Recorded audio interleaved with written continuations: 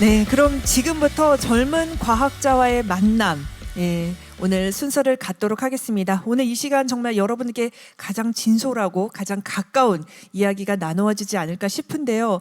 하고 싶은 일을 하면서 연구를 하면서 반짝반짝 빛나는 우리 젊은 과학자분들을 이 자리에 모시고 우리 토크 콘서트 형식으로 오늘 진행이 되겠습니다. 한국해양과학기술원 이희승 스쿨장님께서 좌장을 맡아서 오늘 함께 대담을 이끌어 주시고요. 극지연구소 김기태 박사님, 한국해양과학기술원 박범수 박사님, 한국해양과학기술원 서현지 박사님, 그리고 인하대학교 조형미 교수님께서 패널로 함께해 주시겠습니다. 우리 좌장님과 네 분의 패널분들 여러분 따뜻한 박수로 맞아주십시오.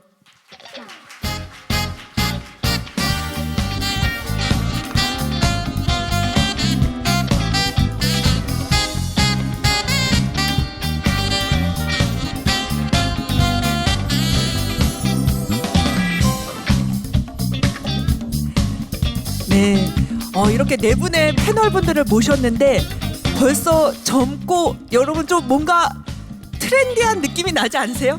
예, 젊은 과학자분들은 다 이제 이렇습니다.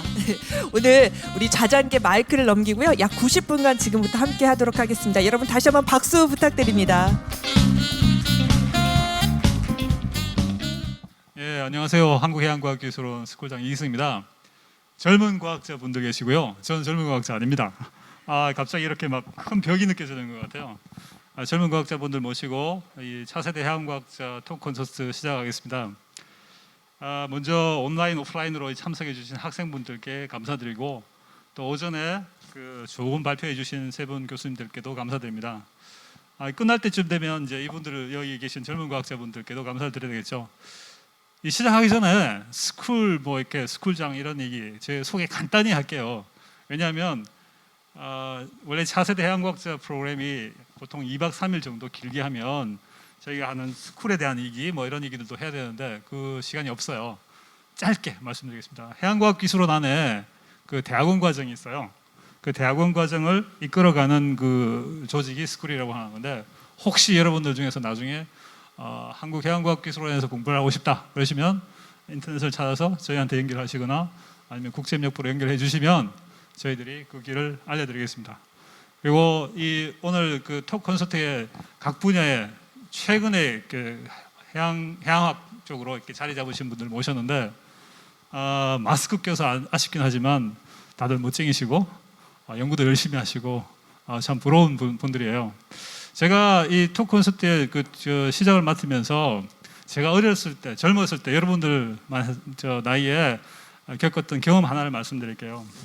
제가 대학교 2학년 때쯤인데 어느 경기장 이런 데 갔다가 옆자리에 아주 오래된 선배님을 같이 옆에 앉게 됐어요. 그러니까 저는 아무 어떤 사전에 준비가 없었는데 그 선배님이 뭔가 본인이 겪었던 경험들을 막 이렇게 얘기를 해주시는 거예요. 저는 아무런 준비가 없었기 때문에 도대체 저게 뭔 소린가. 그런데 그 기억들이 제가 살아가는 동안 그때 이런 말들이 이런 의미였구나 하는 것들을 천천히 느꼈던 그런 기억들이 나요. 그래서 여러분들도 오늘 좋은 기회잖아요. 굉장히 훌륭하신 박사님들 모시고 쉽게 편안한 자리에서 질문도 할 수 있고 하는 그런 기회들을 가진 거니까 얘기 잘 들어보시고 질문들 많이 하십시오. 질문 많이 하시는 분들이 훌륭하게 성장하실 수 있는 분들이에요. 그러면 순서는 이렇게 할게요. 여기 계시는 박사님 교수님들께서 지금까지 걸어오셨던 길들 아니면 하고 싶은 얘기들을 먼저 한 5분 내지 10분 정도씩 말씀을 하시고 그리고 사전에 저희들이 받았던 질문들을 좀 이렇게 풀어가면서 혹시 풀어 계신 분들이 질문하시면 그 질문들 대답하는 그런 형식으로 진행하겠습니다. 그러니까 박사님들 교수님들께서 재면 얘기하실 때 이런 거 공부를 봐야겠다 그런 거 있으시면 메모에다가 손을 드시면 됩니다. 아셨죠? 자, 그러면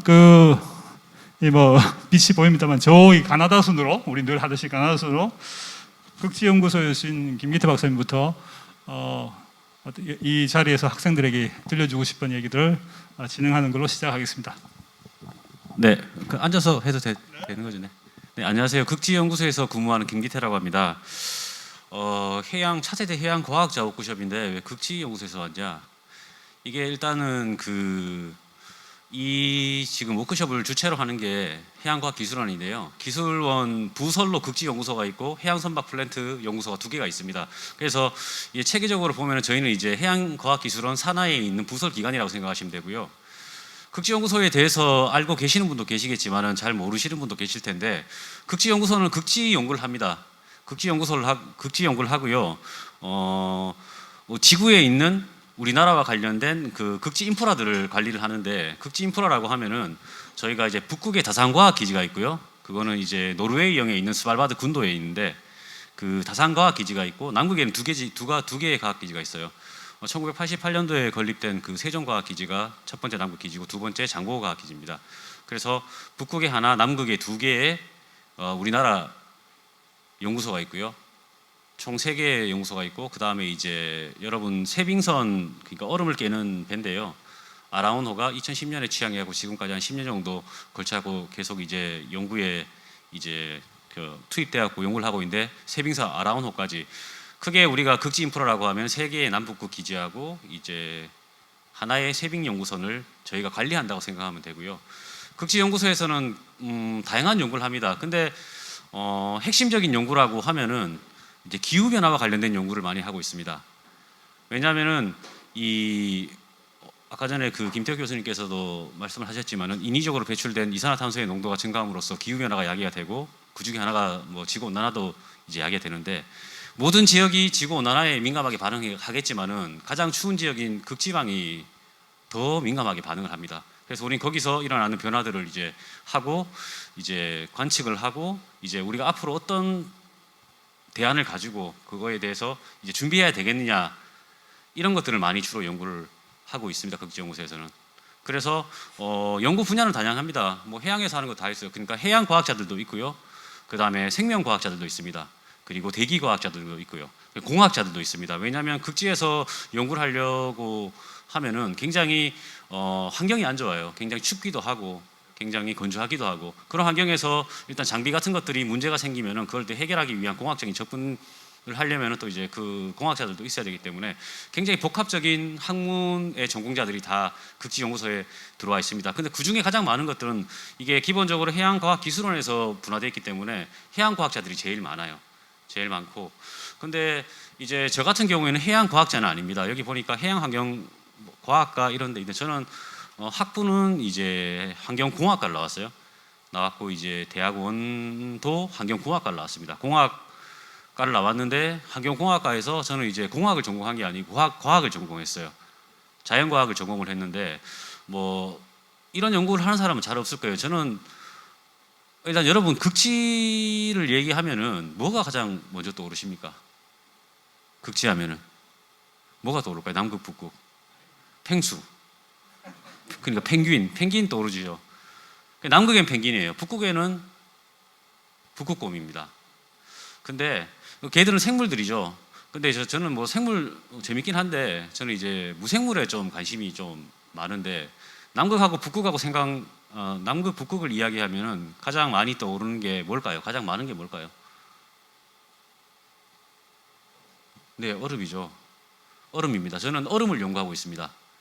얼음의 물리적인 성질을 하고 이제 얼음 안에서 일어나는 화학 반응들, 이게 저희가 이제 교과서에서 배울 때는 이제 온도가 낮아지면은 혹은 이제 이게 얼게 되면은 화학 반응이 느리게 일어난다고 알고 있는데, 사실 그렇지 않습니다. 최근 연구 결과에 따르면은 특정한 화학 반응들은 얼음상에서 굉장히 빨라질 수 있는 화학 반응들도 있고요. 그 말은 이제 극지방에서 엄청나게 빨라지는 화학 반응들이 있어요. 그런데 그런 화학 반응들이 기후 변화와 관련된 것들이 꽤 많이 있습니다. 이따가 뭐 기회가 되면 그거를 이제 소개할 수 있는 시간이 있으면 좋을 것 같은데, 일단은 저는 극지연구소에서 그 얼음과 관련된, 그리고 이제 남극이나 북극에서는 얼음이 이제 바닷물이 얼게 되면 해빙이 되잖아요, 그죠? 바다 얼음이 되는데 그 바다 얼음에서 일어나는 화학 반응도 연구하고 있습니다. 저는 그런 일들을 하고 있습니다. 이상입니다. 네, 다음 자연스럽게 제가 소개해드리겠습니다. 저는 한국해양과학기술원에서 해양생태연구센터에 있는 박범수라고 합니다. 저는 앞에 소개해 주신 것처럼 저희 기관에 대해서 잘 모르지만, 저희 센터에서는 주로 해양에 있는 생물들의 생태가 어떻게 구성원들은 어떻게 되고 있으며 얘네들은 어떠한 기능을 하는지에 대해서 주로 연구를 하고 있고요. 저 같은 경우에는 해양 내에서에서 1차 생산력을 담당하는 식물 플랑크톤을 주로 연구하고 있고, 식물 플랑크톤 중에서도 유해 와편 모듈이라고 적조 생물이라고 많이 알려져 있는데 적조 원인 생물들에서 많이 연구를 하고 있고요. 적조 원인 생물들이 왜 적조를 발생시키는지, 그리고 얘네들이 언제 독소를 많이 내는지를 기존에는 이제 물리화학적인 요법을 가지고 많이 요인들과 상관관계를 분석해서 많이 연구를 했는데, 저 같은 경우에는 생물 간의 생태적 상호관계에 굉장히 관심이 많아요. 특히 박테리아와 와편 모듈 사이의 상관관계에 굉장히 관심이 많은데, 그런 그냥 분야에 대해서 해결하기 위해서 아까 아침에 오전에 그 이준모 교수가 소개시켜준 것처럼 오믹스 툴을 좀 이용해서 그런 부분을 해결해 나가고자 하고 있습니다. 그리고 저는 사실 여기서 지금 이 자리에 있는 게 굉장히 좀 영광스러운 게, 저도 여러분과 같이 지금 여기는 다 대학생들이지만 처음에 이제 차세대 해양과학자를 했을 때 대학원생을 중심으로 했었거든요. 저도 여러분과 같이 그 자리에서 여러분과 같이 있었었고요. 그때 키오스트에서, 그때는 제주도에서 했었는데 제주도로 오는 비행기표를 공짜로 준다고 해가지고 이때 아니면 언제 놀까 해가지고 비행기표를 얻어가지고 키오스트에 와서 여기서 여러분들 자리에서 앞에 계신 분들의 말을 듣고 해양과학을 더 열심히 공부해야겠다는 생각을 가졌었거든요. 그래서 오늘 뭐 제가 얼마나 많은 얘기를 해드릴 수 있을지는 모르겠지만 조금이라도 도움이 됐으면 합니다. 네. 네, 안녕하세요. 저는 한국해양과학기술원 대양자원연구센터에 근무하고 있는 서연지입니다. 저는 다른 박사님들이나 교수님들과 조금 다르게 이제 고등학교 때 저희 가족이 필리핀으로 이민을 가게 됐어요. 그래서 고등학교와 대학교를 필리핀에서 졸업을 했고, 그리고 또 약간 다른 점은 저는 이제 학부를 해양학과를 졸업하지는 않았고 마케팅 매니지먼트를 졸업을 했어요.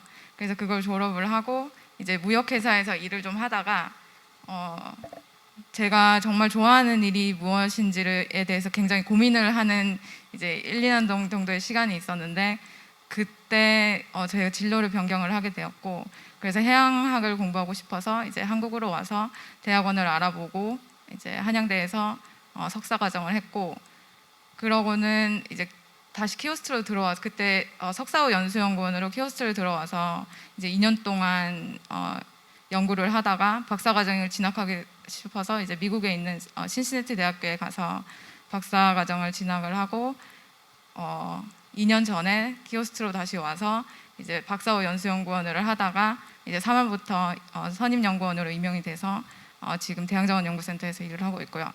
그리고 저의 전공은 이제 호수 퇴적물이나 이제 해양 퇴적물에 보존되어 있는 바이오마커를 분석을 하는데요. 이런 바이오마커는 이제 생물 기원 마커들인데 생물에 대한 정보나 아니면 그 생물이 서식했던 환경에 대한 정보를 가지고 있어요. 뭐 예를 들면 온도나 강우량 같은 이제 정보를 가지고 있는데, 그런 정보들을 이제 복원을 해서 고환경을 해석하는 이제 연구를 했었고, 그리고 지금 이 대양자원연구센터에 와서는 심해에 있는 열수 분출공에 있는 이제 화학합성을 기반으로 하는 생태계들의 이제 생태계 구조에 대해서 이제 연구를 하고 있어요. 그래서 제가 뭐 이번에 연구적으로도 아니면은 뭐 진로를 변경하는 학생들이나 아니면은 뭐 여러 가지 질문이 있으면은 거기에 대해서 이제 답을 하고 도움이 되었으면 좋겠습니다.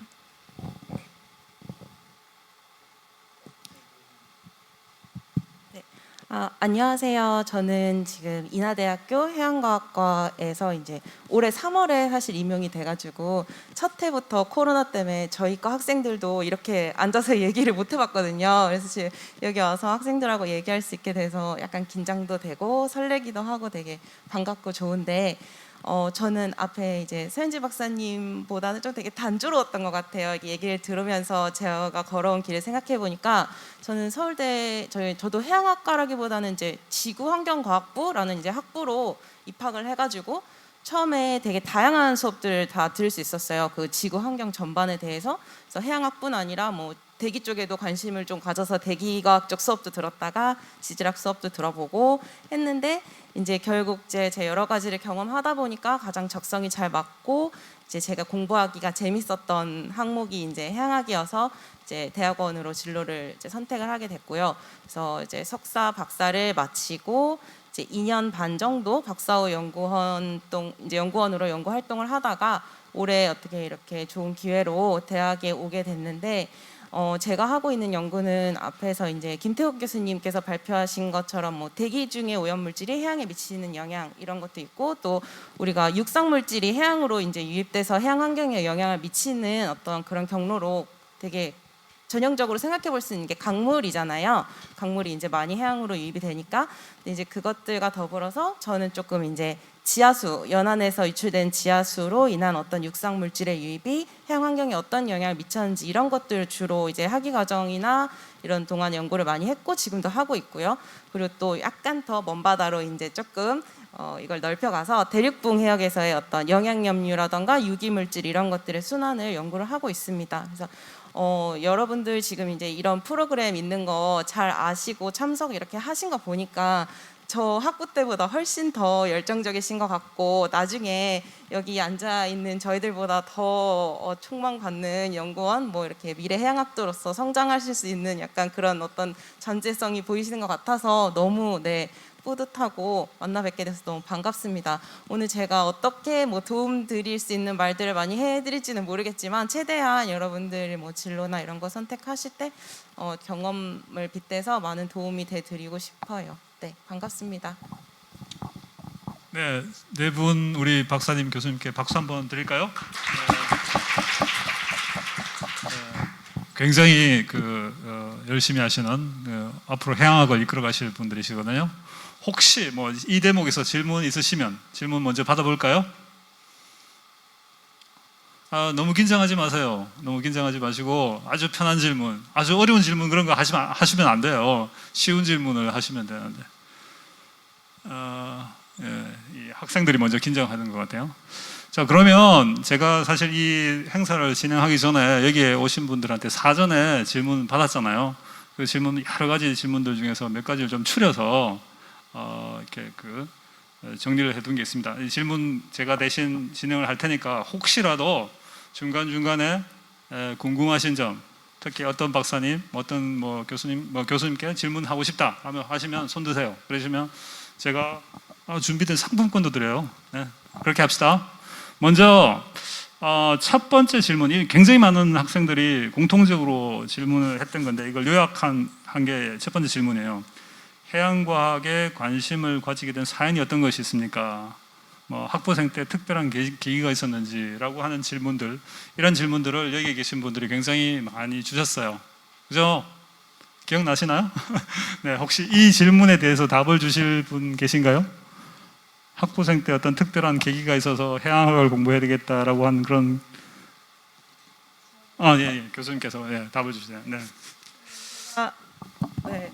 처음부터 이제 해양학과로 입학을 한 건 아니었다고 말씀드렸었잖아요. 근데 저는 이런 프로그램을 사실 막 적극적으로 찾아보지도 않았었고, 그래서 대학생 때 막 외부에서 하는 어떤 이런 해양 관련돼서 뭔가 나한테 모티베이션을 줄 수 있는 이런 프로그램을 참여해 본 적이 없어서 지금 여러분들이 더 대단하게 느껴지는데, 저는 학부 수업 두 개의 과목을 듣고서 해양학을 이제 재밌다라고 내가 직접 느낀 그런 적이 있었는데요. 일단 하나는 무슨 제목은 정확히 기억이 안 나는데 환경화학 뭐 이런 실습 수업이 있었어요. 그래서 그때 이제 저는 석호라고 여러분들 다 아시죠?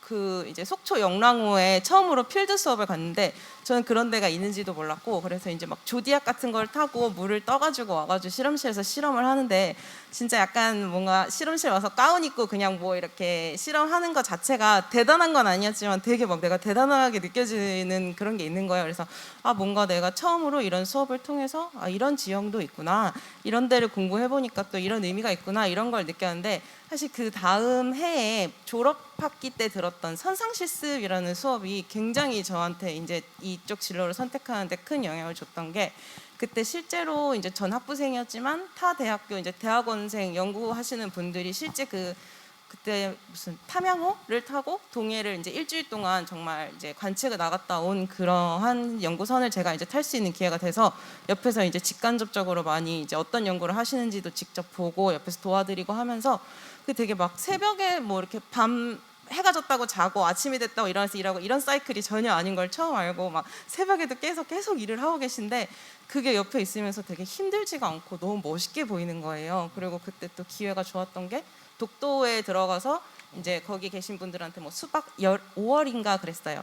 막 수박 이렇게 전해드리고 나오는데 아 이거 이렇게 배 타고 우리나라 동해에 가로질러서 독도 가서 막 이렇게 의미 있는 일을 할 수 있는 사람이 우리나라에 몇이나 될까 이런 생각이 들면서 이제 돌아와서 조금 지도 교수님하고의 이쪽 진로에 상담을 하게 됐고 이제 꿈을 가지고 네, 해양학도의 길로 본격 접어들었던 것 같습니다.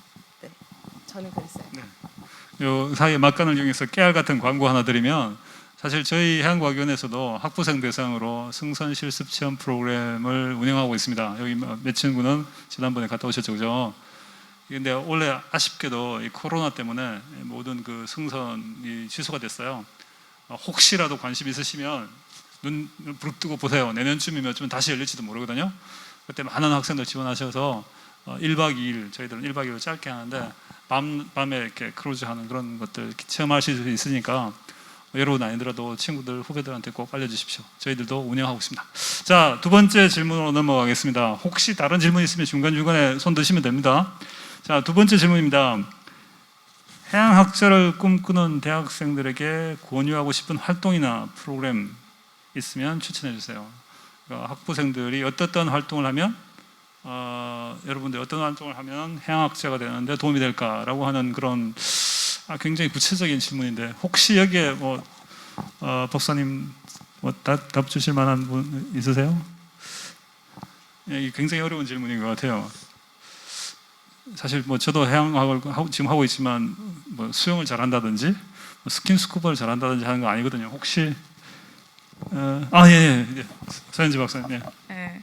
근데 뭐 구체적인 어떤 프로그램이나 뭐 활동은 대체적으로 대학원생을 상대로 하는 것들이 많아서 대학생들에게 뭐 제가 콕 집어서 권유하고 싶은 것이 있다기보다는 이제 아까 말씀하셨듯이 키오스트 스쿨에서 저희 실습생 모집을 하는데 그 방학 때마다 실습생 모집하고 저희 방에서 실습을 했던 학생도 지금 여기 있는데 그런 실습 활동을 통해서 이제 진짜 키오스트 연구원분들이 어떤 연구를 하고 있고 그리고 이게 나의 이제 적성에 맞는지를 알아볼 수 있는 기회가 되는 것 같아요.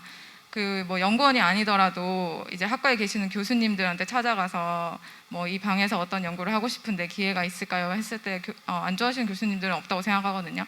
그래서 그런 방법들이 있는 것 같고 그리고 저는 이제 아까 말씀드렸듯이 진로를 변경을 했는데 그때 이제 아까 첫 번째 질문이랑 약간 연결이 되는 것도 있는데 그때 제가 스쿠버 다이빙을 했었거든요.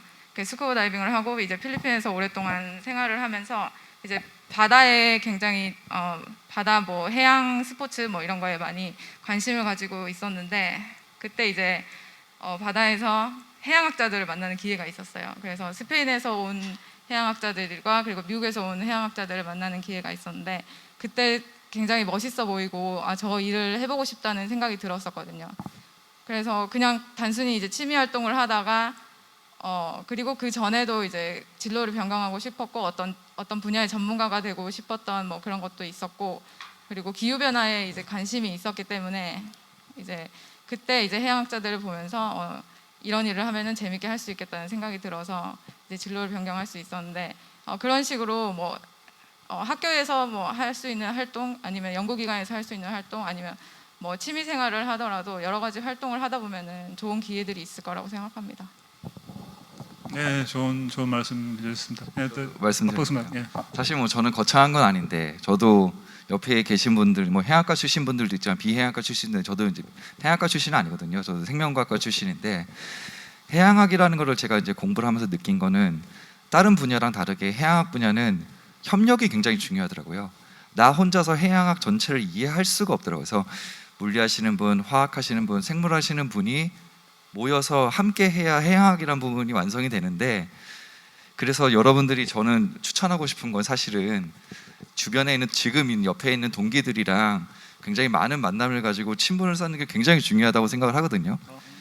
특히 대학원 생활하면서 저 항상 제가 모르는 거 있으면 옆에 방 대학 연구실에 가서 물어보기도 하고 재료를 빌리기도 하기 때문에 여러분들이 지금 대학교에서 하는 행사나 모든 프로그램에 뭐 거창하지 않아도 돼요. 그냥 연구 그냥 과에서 하는 MT라도 충실하게 참여해서 친분을 쌓는 게 되게 중요하고요.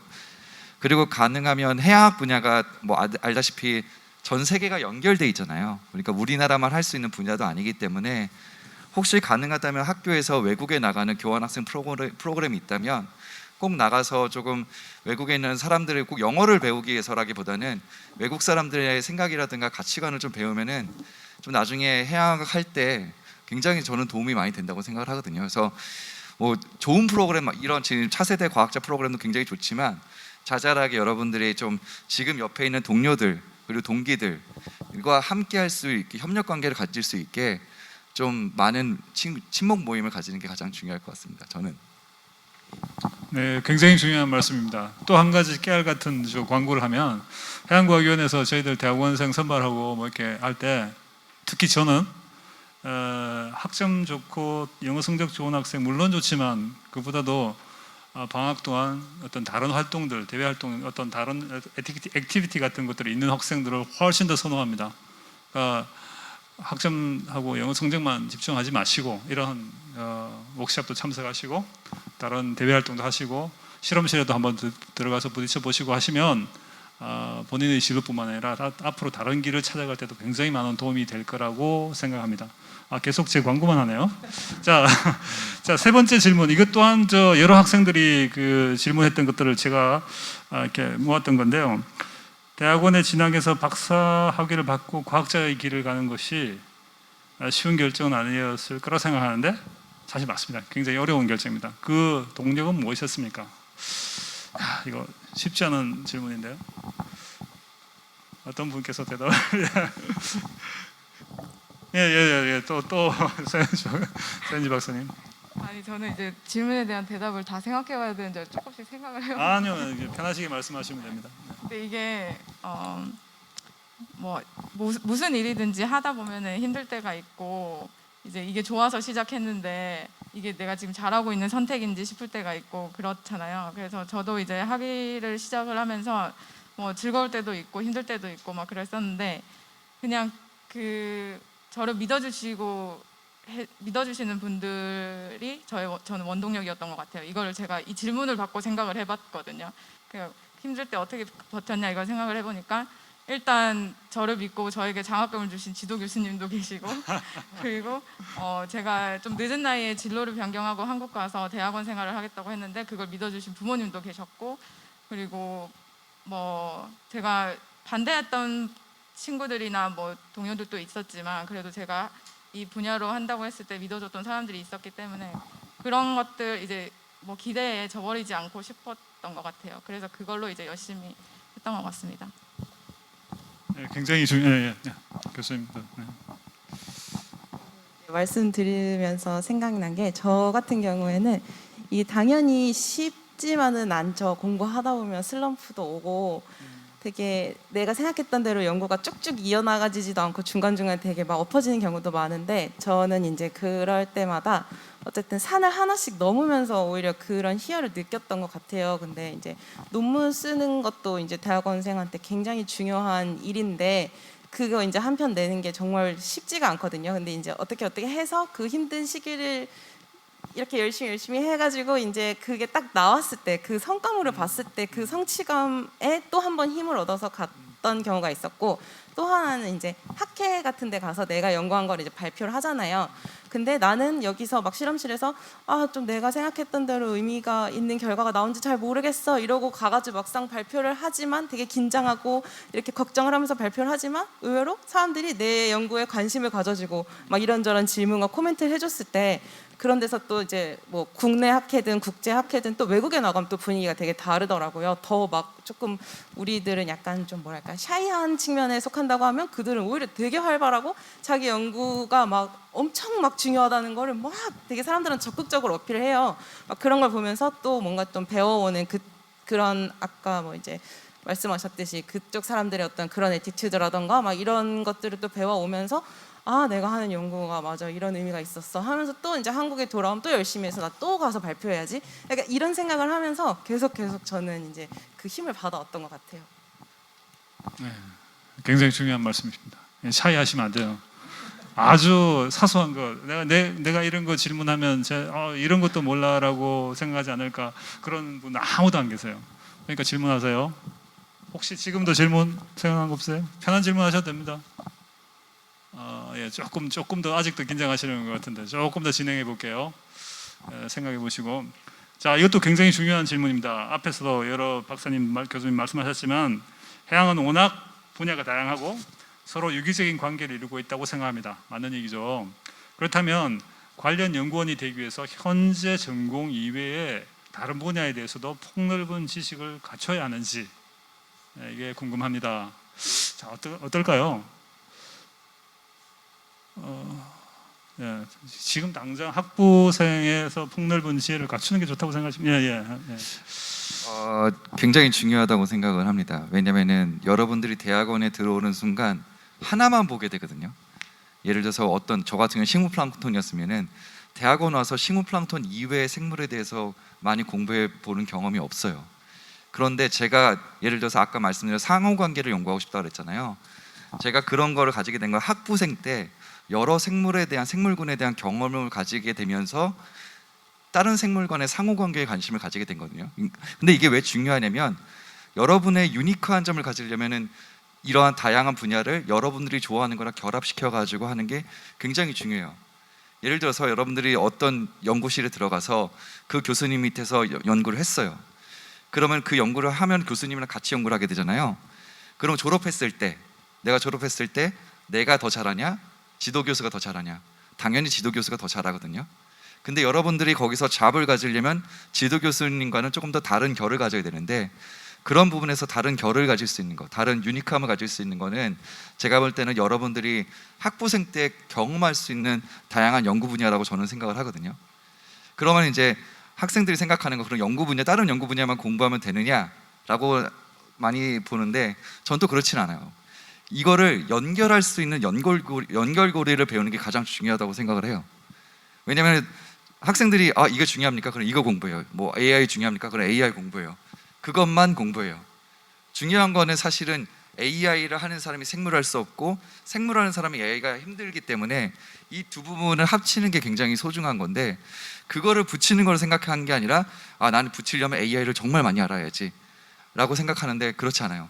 생물학의 관점에서 AI를 계속 바라보고 어떻게 하면 이걸 적용할 수 있을까에 대해서 정말 많이 고민해야 돼요. 그리고 유니크함을 가지라는 얘기에 대해서 말씀드리자면, 남이 써놓은 글을 읽는 것에서도 유니크함을 발견할 수 있지만 여러분들이 계속 자기 주관적인 생각을 가지지 않고 공부를 하면요, 그냥 남이 하는 연구를 따라갈 수밖에 없거든요. 그러니까 제가 사실은 뭐 지금 여러분 나이 때 이제 친구들과 얘기를 해보면 가장 떨어지는, 정말 저보다 훨씬 더 똑똑하고 지식도 저보다 훨씬 많이 하는데 딱 하나 부족한 게 독창성이 너무 많이 부족하더라고요. 그래서 그런 부분 때문에 이런 질문이 있으면 좀 그런 얘기를 해주고 싶어서 제가 잘하지 못하는 말이지만 주절주절 떠들어 봤습니다. 굉장히 중요한 질문인데 혹시 다른 의견 있으시면. 예. 저도 뭐 비슷한 의견인데요. 일단은 학부생 때는 굉장히 다양함을 경험해 보는 게 좋을 것 같아요. 자기가 뭘 좋아하는지도 모르는 경우가 되게 많습니다. 그게 대학원 가서도 자기가 모르고 내가 여기 왜 있지? 왜 공부하지? 그런 경우 정말 많아요. 제가 보기엔 50% 이상이라고 보는데, 일단은 여러분들은 이제 다양한 경험을 해서 자기가 뭘 원하는지 일단 알아야 될 것 같아요. 해양 이제 학부 때는 다양한 걸 배우잖아요. 해양 생물도 있고 해양 물리도 있고 해양 화학도 있고 되게 많잖아요. 소재 관련된 것도 있고. 거기에서 자기가 뭘 원하는지 알려면 다양한 경험을 통해서 알 수밖에 없어요. 다양한 경험을 통해서 그거를 이제 자기가 뭘 좋아하는지 알고, 그 다음에 대학원 진학할 때는 자기 선택과 집중을 해야 되죠. 무조건 거기서도 너무 넓히는 그거는 또 좀 전문성이 너무 떨어지기 때문에 대학원 들어갈 때는 선택과 집중을 해서 자기의 무기를 만들고, 그 다음에 이제 학위를 받고 나서는 뭔가 자기가 가지고 있는 무기에서 뭔가 더해서 뭔가 하이브리드 할 수 있는 한 가지를 더 가져가는 그런 식으로 해야 되니까, 제 생각에는 학부 때는 일단은 다양한 경험, 이런 워크숍도 다니고 다른 사람하고도 아까 전에 말씀하셨듯이 주변에 만날 기회가 있으면은 다른 실험실의 선배들도 만나가지고 얘기도 해보고, 이 실험실에는 이런 연구도 하는구나, 저 실험실에는 저런 연구도 하는구나, 그런 다양한 경험을 이제 하는 게 좋다고 생각을 합니다. 이상입니다. 동의하십니까? 네, 그러면 또 다음 질문으로 가려고 합니다. 혹시 박사님들, 교수님들 말씀, 예, 저 질문은 왔습니다. 자, 네, 질문, 네, 좋습니다. 분위기 좋아져요. 저 한국해양대학교 해양생명과학부에 다니고 있는 전한결입니다. 저 김기태 박사님에게 질문하고 싶은데요. 극지연구소를 선택하게 된 계기가 있으신가요? 아, 네. 다리 아프니까 앉아주세요. 일단. 네. 아까 전에도 첫 번째 질문할 때 말씀을 드리려고 했는데 저는 굉장히 어이없게 시작을 했습니다. 저도 저 바다를 보고 저 얼음을 보고 제가 어렸을 때부터 꿈을 키웠으면 얼마나 좋았겠습니까? 그렇지 않습니다. 저는 그렇지 않고요. 아까 전에 말씀드렸듯이 저는 학부 때 환경공학을 전공했습니다. 폐수 처리, 대기오염 제어 뭐 이런 거 연구를 했었는데 대학원도 비슷한 형태로 들어갔어요. 제가 대학원 진학을 하게 된 이유는 학부 때 공부를 너무 안 해가지고 내가 졸업하려고 보니까 갈만한데도 마땅치 않은가 하고 공부를 좀 더 해보자. 그래서 그냥 대학원을 갔어요. 뭐 대단한 이유가 있었던 것도 아니고. 그래서 대학원에 들어갔는데 저는 환경공학과에 들어갔어요. 곧 들어갔는데 그 보통 대학원에 들어갈 때는 지도 교수님이 뭘 하는지 보고 들어가잖아요. 저 역시도 그랬는데 제 지도 교수님께서는 광촉매를 만드시는 분이셨어요. 광촉매라고 하는 거는 이제 빛을 받아가지고 활성을 가지는 물질인데 이 물질을 가지고 뭐 신재생 에너지, 수소 생성도 하고 전기도 생성시키기도 하고 오염 물질, 그러니까 환경공학과니까 오염 물질을 광촉매를 이용해서 이제 분해시키는 그런 연구를 하셨던 분이에요. 근데 제가 이 극지 연구 혹은 이제 극지 해양 연구를 시작하게 된 계기는 굉장히 어이없게 시작을 했는데요. 제가 제 스스로 놀부대첩이라고 하는데 전 포항에서 이제 대학원 학위를 했는데요. 그 대이동이라는 곳에 가면은 놀부보쌈이 있습니다. 그날 회식이 있던 날이었는데 아직도 생생하게 기억합니다. 제 인생이 가장 중요한 날이었거든요. 그때 저희 동기 신입생이 3명이 있었어요. 동기가 3명이 있었는데 그때 공교롭게 저희 지도 교수님께서 극지연구소에서 위탁 과제를 받아가지고 과제를 교수님들이 과제를 많이 하시잖아요. 많이 하시다 보니까 이 과제 저 과제 하다가 교수님한테 이제 후문으로 들었는데 왜 그 과제를 교수님과 관련이 없는데 왜 그걸 가져오셨냐라고 물어봐 보니까 남극에 한번 가보고 싶어서 내가 가져왔다. 근데 교수님은 광촉매 전공장인데 그래도 가고 싶은 걸 어떡하냐. 그래가지고 이제 가지고 오신 거예요. 그러니까 그 과제를 하려면은 연구원이 학생들이 해야 되잖아요. 그래서 그 들어온 신입생 3명은 다 광촉매 연구를 하기 위해서 들어왔어요. 저를 포함해서. 근데 그래서 교수님이 그 자리에서 왜냐하면 이제 과제가 시작됐으니까 너들 3명 중에는 이 과제를 했으면 좋겠다라고 했어요. 그러니까 그냥 저희는 그냥 보쌈만 먹었죠. 아무도 대답 안 하고 저거는 저 길은 내 길이 아니다라고 생각을 하고 보쌈만 먹고 있었는데 교수님도 이제 이 과제를 하긴 해야 되니까 누가 꼭 했으면 좋겠다라고 여러 번 말씀하셨는데 아무도 대답을 안 하니까 이거를 하면은 남극에 보내줄게라고 얘기를 했어요. 그 말을 듣고 저는 바로 손을 들었죠. 제가 하겠습니다. 어떻게 보면 굉장히 부끄러운 일이죠. 제가 이제 원래는 광촉매를 하기 위해서 대학원에 진학을 했었는데 그 얄팍한 그 남극에 한번 데려가겠다는 그런 얄팍하진 않았겠죠. 뭐 그걸 듣고 저는 이제 그때 손을 들고 제가 그때부터 극지 연구를 시작했습니다. 대학원 가서 이제 전공이 정해진 거죠. 그래서 아까 전에 말씀드렸듯이 이제 학부 때 많은 경험을 하고 이제 대학원 들어갈 때 선택과 집중을 하기 위해서 충분히 경험을 쌓아야 된다는 건데 저도 그때까지 제 자신도 그렇게 많은 경험이 안 했고 제가 얼마나인지도 몰랐어요. 그렇게 저는 이제 극지 연구를 시작하게 됩니다.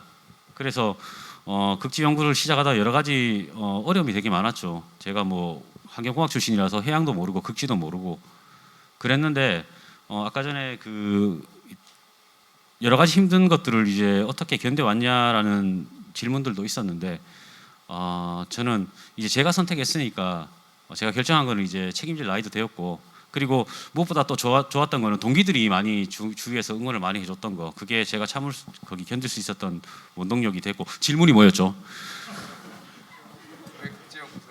극지연구소. 그렇게 극지연구소를 선택하게 되었습니다. 왜냐하면 그래서 저는 이제 얼음 연구를 시작했거든요. 얼음 연구를 시작하면은 얼음 연구 해가지고 어디 갈 수 있을 것 같아요? 빙그레, 롯데삼강, 아이스크림 만드는 회사보다는 정부출연연구소가 좋겠죠. 그래서 극지 연구의 시작은 그렇게 이제 보쌈을 먹으면서 남극에 가고 싶다는 그 호기심으로 시작된 것 같아요. 호기심이라는 게 굉장히 많은 걸 포함할 수 있는데 그에 대한 또 열정이 될 수도 있고 저는 기본적으로 극지 연구를 시작하게 된 이유는 저의 호기심과 저의 역마살. 저는 돌아다니는 거 되게 좋아하고 제가 만약에 연구원이 안 됐으면 저는 어디 가이드가 됐어요. 여행 가이드가 됐을 거예요. 그런 역마살과 이런 호기심이 극지 연구를 선택하게 하지 않았나. 그리고 저는 뭐 만족합니다. 이상입니다. 네, 분위기 점점 좋아지고 있습니다. 혹시 다른 질문 있으세요? 네, 예, 드디어 질문이 터지기 시작했습니다. 네.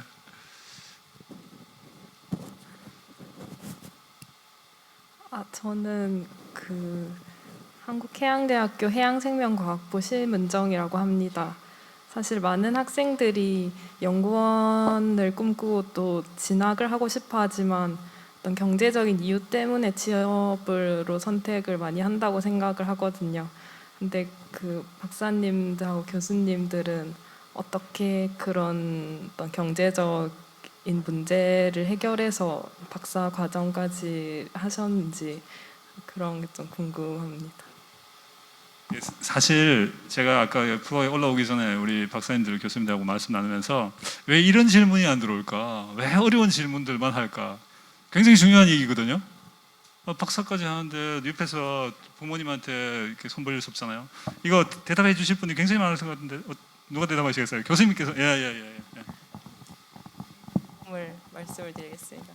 저도 대학원을 진학하게 되면서 사실 공부를 더 하겠다고 집에다가 손을 벌리기가 죄송한 거예요. 그래서 어떻게든 제가 이제 학비를 마련하려고 처음에 대학원 입학했을 때 그냥 뭣도 모르고 그냥 뭐 공부하는 거니까 똑같이 하면 되겠지. 그냥 내 자리가 생겼고 실험실이 생겼고 이렇게 생각하고 학부 때처럼 이제 막 아르바이트를 했어요. 막 과외를 진짜 한 네다섯 개씩 하면서 대학원을 다녔는데 처음에 저도 좀 그런 개념이 없었던 거죠. 근데 이제 지도 교수님께서는 조금 뭐라 그러실까, 다들 열심히 연구하시지만 제가 봤을 때 굉장히 워커홀릭이셨거든요. 막 주말 없이 나오길 바라셨고, 근데 저는 이제 교수님 사실 이래 해서 주말에는 다른 이런 활동을 해야 되기 때문에 나오기가 힘듭니다. 이런 얘기를 드린 적이 있었어요. 근데 이제 교수님도 이제 조금 내가 더 실험이나 연구에 집중을 했으면 좋겠다라고 하셨고, 저는 학비가 필요했고, 약간 일종의 딜 같은 식으로 이제 주말에도 빠지지 않고 열심히 나오겠다는 약속을 하면서 조금 더 이렇게 월급을 올려주신다거나 이런 딜을 했던 것 같아요. 네, 저도 초반에 그런 식으로 하고, 사실 네, 그런 부분에 있어서 저는 당연히 좀 운이 좋게도 뭐 일이 많은 걸 떠나 어쨌든 뭐 일을 해야 그에 합당한 보상을 받는 건 당연한 거니까 과제를 여러 개 수행하면서 조금 뭐 부족하지 않게 인건비를 받고 대학원 생활을 했던 것 같아요. 또 빈틈을 비집고 저희 스쿨 자랑을 좀 할게요. 저희 해양과학위원회에서 운영하는 대학원 프로그램이 있는데, 이 대학원 프로그램으로 진행하시면 여러분들이 부모님께 손 벌리지 않고 등록금 내가면서 조금이지만 저축도 할 수 있는 그런 시스템이 갖춰져 있습니다. 뭐 혹시 공부를 하고 싶은데 경제적인 지원이 어렵다, 키오스트로 연락해 주십시오. 그러면 저희들이 그 해법을 드리겠습니다. 사실 저는 이렇게 생각해요. 뭐 제가 여기서 답 드릴 내용은 아닙니다만, 학문을 하고 계속 공부해야 될 사람들은 국가나 또는 인류나 어떤 우리가 문화를 이어가는, 소위 말하는 지식을 다음 세대로 물려주는 그런 과정이잖아요. 이런 사람들은 경제적으로 도와줘야 돼요. 그래서 공부를 하고 박사 과정에 진학하고 또는 대학원 과정에 그 이후에 어떤 과정을 하는 분들은 최소한의 그런 경제적인 지원들은 받을 수 있는 그런 시스템이 다 갖춰져 있습니다. 두드려 보십시오. 그런 방법이 틀림없이 있습니다. 네, 맞습니다. 저 생각난 게 있는데, 저도 대학원 때 그래서 장학금 같은 거 되게 많이 알아봤었거든요. 뭐 서울시에서 주는 장학금도 있었고, 또 학교에서 주는 거, 뭐 다른 재단에서 주는 이런 장학금들이 되게 많이 있었어서 그런 것도 잘 알아보시고 지원하시면 네, 도움이 될 것 같아요. 아니요, 질문. 저도 그럼 하나 좀 여쭤보겠습니다. 저는 국제협력부장이고요. 사회과학을 저는 전공했습니다. 그래서 여기 계시는 분들한테 제가 여쭤보고 싶은 거는, 아까 여러분께서 해양학을 아지 않고서 이 분야로 오신 분들 얘기를 들었는데, 그 얘기는 어떻게 보면은 그 멀티디스플리너리 워크이라는 게 되게 필요한 분야라고 생각을 해요. 그럼 반대로 여기 계신 분들이 해양 쪽의 분야가 아닌 다른 분야에 있는 분들하고 연구에 있어서 같이 코업을 할 수 있는 분야가 어딘지, 이 얘기는 다시 얘기하면은 해양학을 전공했지만 조금 해양학을 벗어나면서의 진로도 생각할 수가 있고, 그 진로가 또 다시 해양 쪽하고 연결될 수 있는 연결고리가 있다고 하면은 선택의 폭이 좀 넓어지지 않을까, 그런 부분이고, 저는 이제 아까 말씀드렸지만은 인문사회학을 한 사람인데 해양연구원 와서 일을 하고, 그다음에 해양에 대한 연구에 대한 이해를 높이고 같이 코업을 하고 있거든요. 그래서 여기 혹시 여기 계신 분들이, 여기 학생들 지금 학부모니까 어쩌면은 국가적 입장에서는 선택의 여지가 굉장히 넓은 것도 하나의 중요하다는 생각이 들으면서 여쭤본 겁니다. 뭐 혹시 좀 이런 부분에 대해서 좀 답하실 수 있는지요? 네. 갑자기 질문의 수준이 확 올라가는 느낌을 받습니다. 이 답을 어떻게 해야 되죠?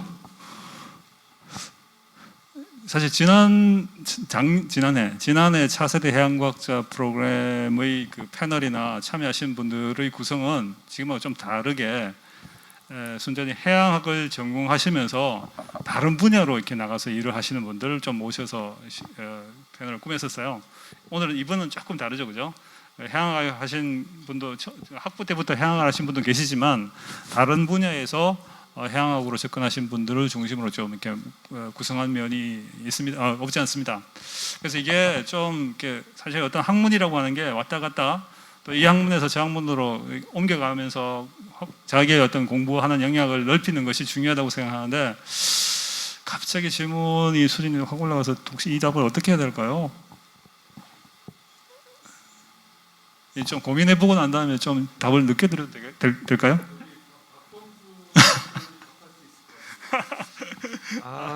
제가요? 근데 사실 되게 여러 가지 분야가 협력이 될 수 있을 것 같아요.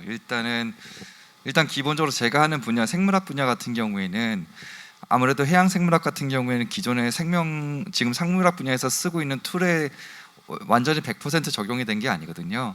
그래서 이러한 툴 베이스로 이제 접근을 하면 될 것 같고, 근데 이제 저희 해양학 하는 사람이 그럼 굉장히 그냥 생태계 하면은 여러분들이 떠올리는 거는 아마 먹이 피라미드를 주로 많이 떠올릴 텐데, 사실 생태학이 지금도 굉장히 많은 분야에서 활용이 되고 있습니다.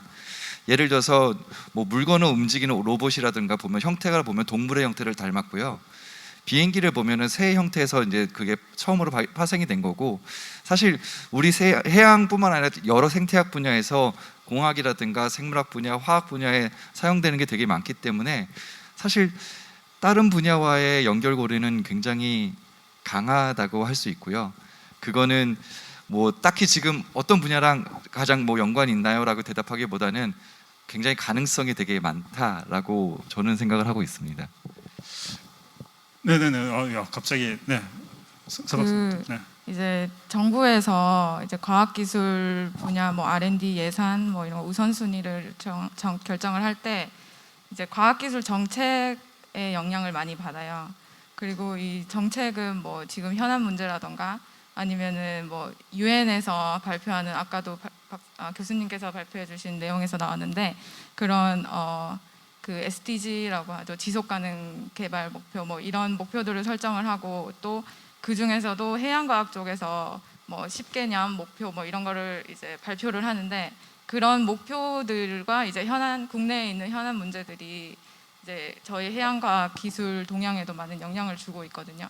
그래서 실제로 저희는 이제 정책 하시는 분들과 많은 교류를 하고 그분들의 이제 자문도 얻고, 그리고 저희 기술 동향을 살필 때도 항상 정책이 어떻게 흘러가고 있는지에 대한 이제 공부를 많이 하거든요. 그래서 이런 뭐 아까 공동 연구라고 하셔서 항상 과학자가 공동 연구라고 하면은 이제 실적이 논문이라서 어떻게 논문을 발표하나 이 생각부터 이제 하게 되는데, 그래서 논문을 이제 내려고 하면은 이제 아까 박범수 박사님께서 말씀해주신 그런 부분이겠고, 그 꼭 논문이 안 나오더라도 이제 해양과학 또는 과학기술에 대해서 이제 많은 고민을 하고 동향을 살피려면은 정책적으로도 이제 그런 지식도 알고 있으면은 도움이 됩니다.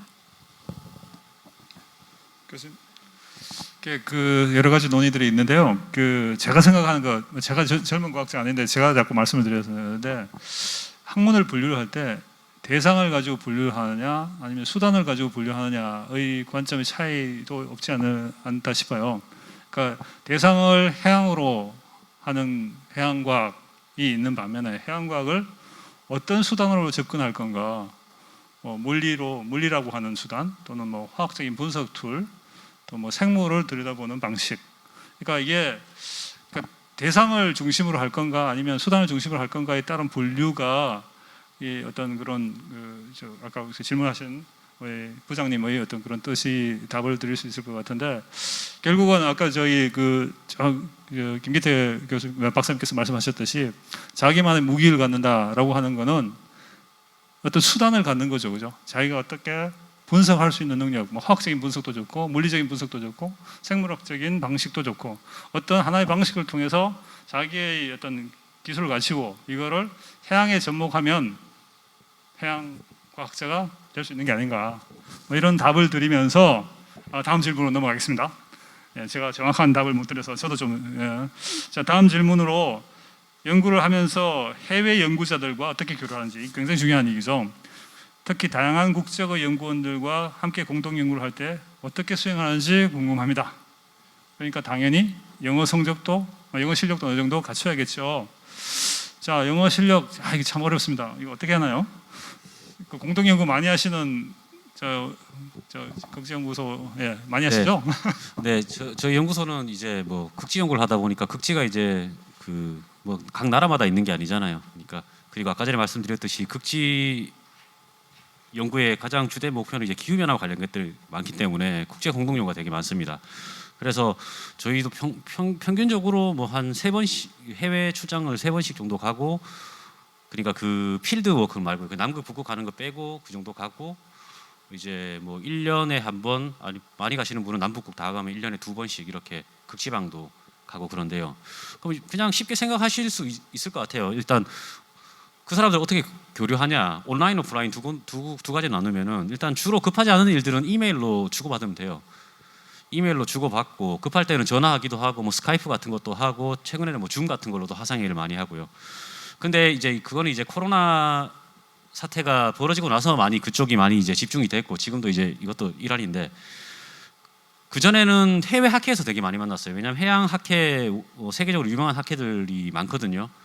그래서 그런 학회에서 이제 만나가지고 발표하는 거 듣고 연구 동향도 교류하고, 이제 필드 나가서 이제 이번에 이제 남극 같이 가야 되는데 그 전에 뭐 12월 달에 남극에 가면은 한 9월 달, 8월 달에 만나가지고 학회 어떤 특정 학회에서 만나가지고 어떻게 갈지 플랜도 짜고 학회 중심으로 많이 만나고요. 그리고 아마 키오스트도 그럴 거고 저희 연구소도 1년에 한 번씩 이제 국제 학회를 열어요. 그래서 관련된 연구자들을 초청해서 불러가지고 연구소에서 이제 공동 연구하는 것들에 대해서 논하기도 하고, 주로 학회 활동이나 초청, 오프라인으로는 온라인상으로는 이메일이나 뭐 전화 이런 것들로 이제 교류가 되는 것 같고, 영어는 잘해야 되죠. 잘하면 잘할수록 좋죠. 잘하면 잘할수록 좋은데 누가 그랬어요. 영어는 자신감이다. 영어 자신감만 가지고는 안 되거든요. 근데 우리가 정말 의사소통에 필요한 언어들은 영어들은 다 알고 있어요. 여러분 다 알고 있습니다. 자신감만 있으면 돼요. 모르면 쓰면 돼요. 그리고 팝하고 키면 됩니다. 팝하고 켜갖고 저거 하면 돼요. 의사소통 다 돼요. 그러니까 하고자 하는 의지만 있으면 의사소통 충분히 됩니다. 너무 그거에 대해서 스트레스를 안 받았으면 좋겠습니다. 그 잘못하면 주객이 전도되는 경우가 있기 때문에. 그리고 미국 사람만 있는 거 아니에요. 스페니쉬도 되게 많아요. 스페니쉬도 많고 이탈리아는 사람도 있고, 걔들 우리보다 영어 못하는 애들도 많습니다. 너무 과도하게 스트레스 받는 거는 좋지 않다고 생각을 해요. 하지만 영어는 굉장히 중요하긴 하지만 과도한 스트레스는 좋지 않다라고 결론을 내리겠습니다. 감사합니다. 네, 다른 세 분 동의하십니까? 예, 또 새로운 의견 주십니다. 그 의외로 외국 과학자들이 굉장히 오픈마인드이신 분들이 많아요. 그래서 그냥 이메일을 보내서 뭐 이러이러한 질문이 있고 공동 연구를 하고 싶은데 뭐 어떻게 생각하냐, 이렇게 공동 연구가 이루어지는 경우들도 많거든요. 그래서 그 예로 제가 대학원생 때 저는 이제 동위원소를 분석하고 바이오마커를 분석한다고 했는데 이거를 모델링을 접목을 하고 싶었는데 저희 과에 이제 그거 모델링을 전문을 하시는 교수님이 안 계셨었어요.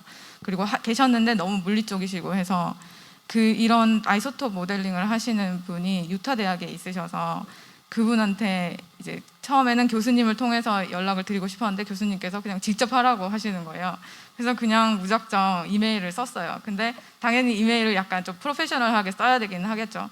그래서 이메일을 써서 드려서 공동 연구까지 이어져서 그리고 거기서 장학금 제도가 있으니까 거기에 지원을 해보라고 하셔서 장학금을 지원을 해서 받아서 유타 대학에 3주 동안 있으면서 공동 연구를 한 기억이 있거든요.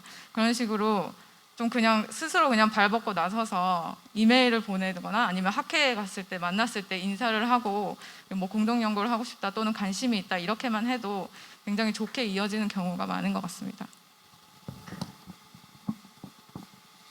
네. 질문에 대한 답이 좋은 답이 있었던 것 같고요. 자, 플로어에서 다른 질문 없으면 다음 질문. 이 질문들은 여러분들이 내신 거예요. 여러분들이 냈던 것들을 추약해서 모은 건데, 긴 시간 연구하면서 쌓이는 스트레스에 대한 본인만의 해소 방법이 궁금합니다.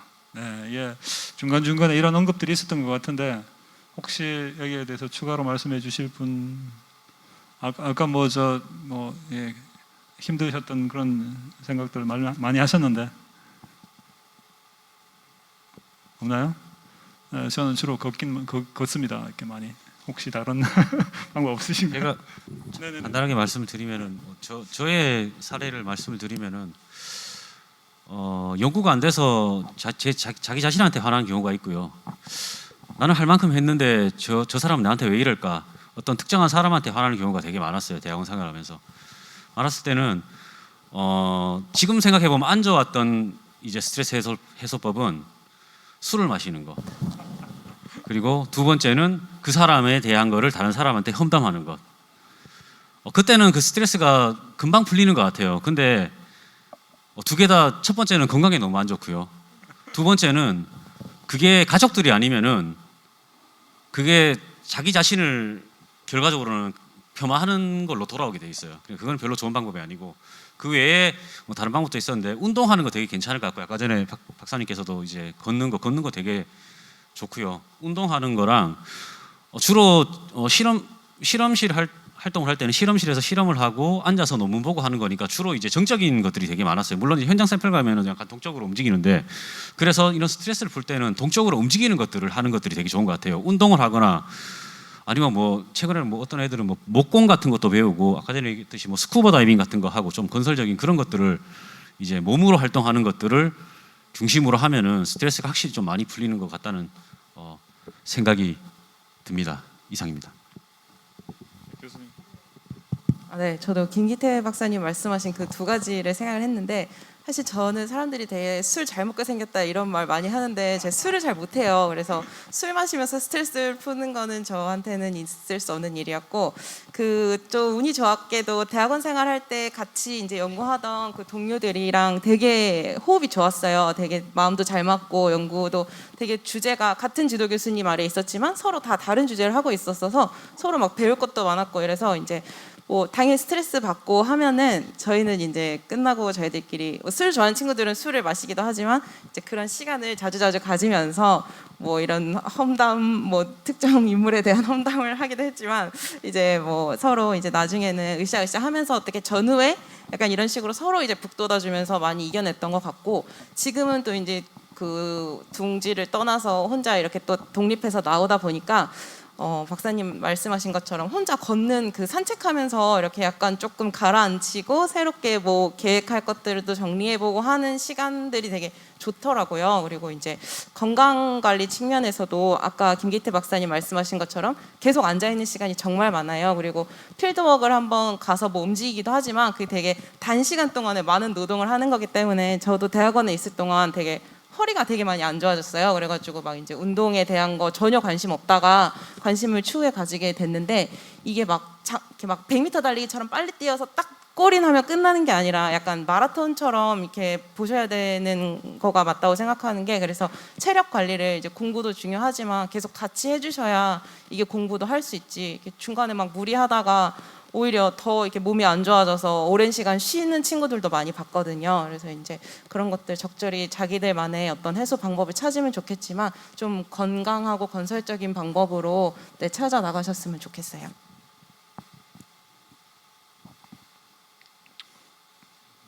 이해되셨어요? 예, 앞으로 공부하시다가 말씀하셨던 거 참조하셔서 스트레스 풀고 또 집중해 가면서 잘 조절하셔서 좋은 학부 생활도 마치시고 그 다음 이어갔었으면 좋겠습니다. 자, 다른 질문이 없으시면 예. 지금까지 세 분이 질문하셨습니다. 네, 세 분, 지금까지 질문하신 세 분께는 준비한 상품권을 드립니다. 네. 네, 안녕하세요. 저는 한국해양대학교 에너지자원공학과 학생 김종욱인데요. 저는 우선 지금 현재 저희 학교에서 석유공학 실험실에서 학부연구생을 하고 있는데요. 그래서 항상 저는 생각한 게 해양 자원에 대해서 생각을 하는데 얼마나 더 많이 개발할까에 대해만 생각하고 이때까지 오늘 워크숍처럼 어떻게 환경을 보존할까에 대한 생각을 못 해봤는데요. 그래서 그 해양과학자 분들로서 그 해양공학도로 어떤 마음가짐을 가졌으면 좋겠는지에 대해 궁금합니다. 해양공학도로서 어떤 마음가짐을 가졌으면 좋겠냐? 네, 해양과학자 분들의 네, 뭐 과학자, 입장에서, 공학도 네. 뭐 과학기술, 엔지니어하고 사이언티스트로서의 어떤 마음가짐. 네, 이거 굉장히 추상적인 질문인데 어떻게 답을 할까요? 끈질기게 물고 늘으시라고 얘기를 해야 되나요? 아니면 어떻게 답을 들을까요? 공학을 전공하신 박사님께서 네, 아무튼 공학을 전공했지만 저는 이학 박사를 받았습니다. 네. 감사합니다. 네.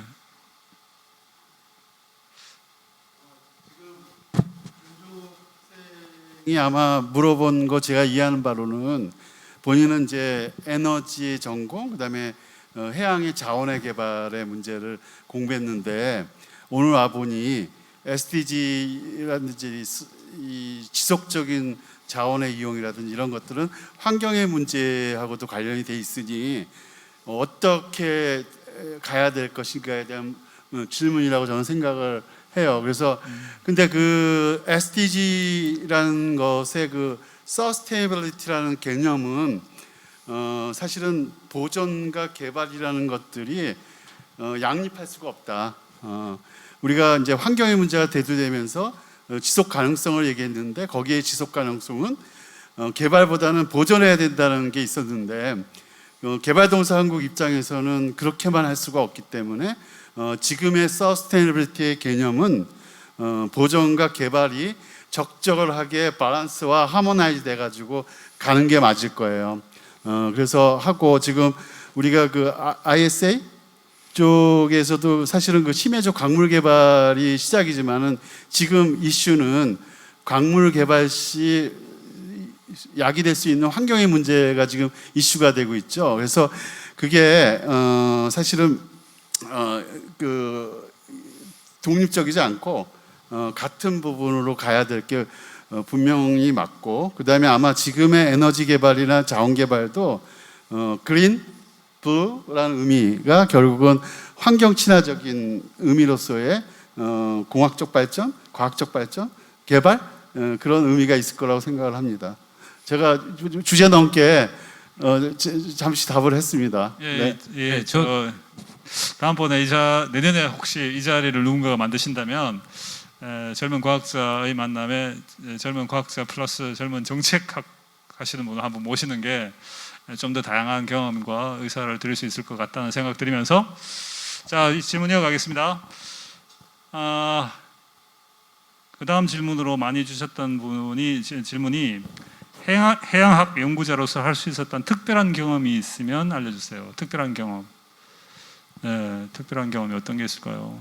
뭐 극지에 가시는 분은 극지 갔다는 그 자체가 특별한 경험일 것 같기도 하고요. 예, 이게 뭐 아까 사전에 주신 질문지 9번하고 처음에 극지 다녀왔을 때 경험하고 좀 이제 관련이 있을 것 같은데요.